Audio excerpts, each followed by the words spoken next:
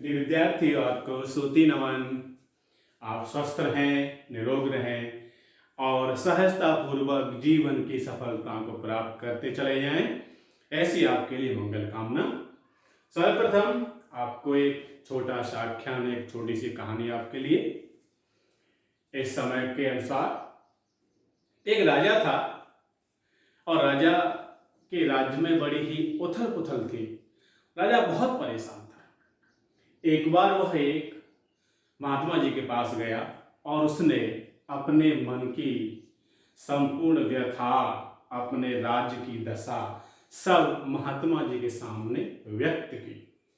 महात्मा जी ने बड़ी शांति से उसकी बात को सुना, समझा और मुस्कुराते हुए उसको प्रसन्नता पूर्वक आशीर्वाद दिया और एक कागज के टुकड़े पर कुछ लिखा और लिखकर राजा जज साहब को दे दिया और कहा, राजा साहब, इसे आप अपने महल में ले जाके आराम से बैठकर शांतिपूर्वक विचार करके सहजता से खोलना।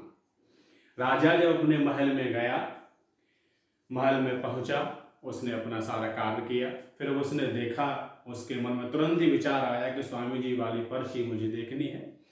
राजा ने बड़े ही शांत मन से, बड़ी शांत प्रसन्नचित्त मुद्रा से उस पर्ची को खोला। उसमें लिखा हुआ था, यह भी न रहेगा, अर्थात यह जो समय चल रहा है यह समय भी निकल जाएगा, सदैव यह समय भी नहीं रहेगा। तो प्रिय विद्यार्थियों, आप मन में बिल्कुल शंकित न हो, भयभीत न हो। इस समय जो स्थिति चल रही है यह भी अतिशीघ्र दूर हो जाएगी और हम पुनः पहले की तरह ही साथ साथ रहेंगे, मिलेंगे, पढ़ेंगे और पुनः उन्नति के मार्ग पर आसानी से बढ़ते चले जाएंगे। आप मन में निशंकित रहते हुए अपने अध्ययन में लगे रहें। इस वीडियो में हम आपको बता रहे हैं आपका पाठ 2 पतंग आरोह पद्य खंड का दूसरा पाठ समापन की ओर जा चुका है। आज हम उसी पाठ से संबंधित कुछ अभ्यास प्रश्न आपके सामने लाए हैं और हमने इससे पहले वाले पाठ में भी आपको अभ्यास प्रश्न बताए थे। हमें विश्वास है कि आपने उनका उत्तर अपनी अभ्यास पुस्तिका में लिख लिया होगा और आपसे इस अभ्यास प्रश्न के लिए भी प्रार्थना है, निवेदन है कि आप इनको भी अपने अभ्यास पुस्तिका में लिख लें और जब हम विद्यालय आएंगे, जब हम और आप लोग मिलेंगे तो हम इनको देखेंगे। आपका पूरा ये कार्य विधिवत चेक किया जाएगा, इसलिए आंसर आसानी से लिखते रहें। कोई भी समस्या होता आप हमसे पूछ सकते हैं। अब हम आपको बताते हैं पहला प्रश्न है हमारा, कवि ने शरद ऋतु के आगमन को किस प्रकार व्यक्त किया है। हमें इसमें बताना है कविता के आधार पर कवि ने शरद काल के आने को किस तरह से बताया है। दूसरा प्रश्न है, पतंग के संदर्भ में कवि की क्या धारणा है। पतंग के बारे में कवि ने क्या क्या कहा है। दुनिया की हल्की कमान, दुनिया की सबसे पतला हल्का कागज, इस तरह की बातें आपको काव्यांश से मिल जाएंगी। उसमें इसका उत्तर आपको मिलेगा।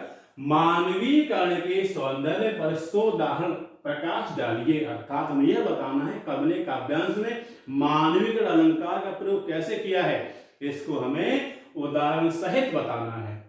कवि ने किस भांति बिंबात्मक शैली को अपनाया, उदाहरण सहित समझाइए। आपने देखा काव्यांश में कवि ने दृश्य बिंब, स्पर्श बिंब और श्रव्य बिंब, 3 तरह के बिंबों के आधार पर बिंबात्मक शैलियों को अपनाया है। तो हमें इसको स्पष्टतः उदाहरण सहित लिखना है। छतों के खतरनाक किनारों से बच्चे कैसे बच जाते हैं, बताना है कि बच्चे छत के खतरनाक किनारे से कैसे गिरने से बच जाते हैं। जन्म से ही वे अपने साथ लाते हैं कपास से, एक पंक्ति है, हमें इस पंक्ति का आशय स्पष्ट करना है। इस पंक्ति के माध्यम से कवि क्या कहना चाहते हैं। गिरकर बचने पर बच्चों की मनोदशा को उजागर कीजिए कि जब बच्चे किसी खतरनाक किनारे से, छत के खतरनाक किनारे से गिर जाते हैं और वह गिरकर पुनः उठ जाते हैं, उस समय उनकी कैसी स्थिति होती है, उनके मन में क्या विचार, क्या भाव होते हैं, ये हमेशा उत्तर में लिखने, प्रश्न के उत्तर में लिखने हैं। पृथ्वी बच्चों के बेचैन पैरों के पास, बच्चों के बेचैन पैरों के पास, पैरों के पास, पृथ्वी बच्चों के बेचैन पैरों के पास घूमती हुई आती कैसे प्रतीत होती है। हमें कैसे लगता है कि पृथ्वी बच्चों के बेचैन पैरों के पास घूमती हुई आ रही है। पाठ के शिल्प सौंदर्य एवं भाव सौंदर्य को स्पष्ट कीजिए। पाठ में कवि ने किन भावों को, किन विचारों को व्यक्त किया है, उन्हें हमें शिल्प सौंदर्य के अंतर्गत लिखना है। और पाठ में कवि ने किन भावों को, किन विचारों को व्यक्त किया है, उन्हें हमें भाव सौंदर्य के अंतर्गत लिखना है। और पाठ में कवि ने किस तरह से कौन कौन से व्याकरणात्मक तथ्यों को अपनाया है, वह हमें शिल्प सौंदर्य के अंतर्गत स्पष्ट करना है। पाठ का जो कवि है, अर्थात कवि का संक्षिप्त जीवन परिचय लिखिए। पाठ के जो कवि हैं, पाठ के जो रचयिता हैं, उन कवि का भी हमें संक्षिप्त जीवन परिचय अपने अभ्यास पुस्तिका में लिखना है। हमें आपसे पूरी आशा है आप इन सभी प्रश्नों का उत्तर अपने अभ्यास पुस्तिका में लिखेंगे। यह हम आपको अगले, जब आप आएंगे, आपका ये पूरा अभ्यास कार्य चेक किया जाएगा। कोई समस्या हो कमेंट बॉक्स में लिखें, और उसके अतिरिक्त ये हमारा फोन नंबर भी है, आप इस पर हमसे बात करके पूछ भी सकते हैं। 9058616463। दूसरा ये है 9548403044।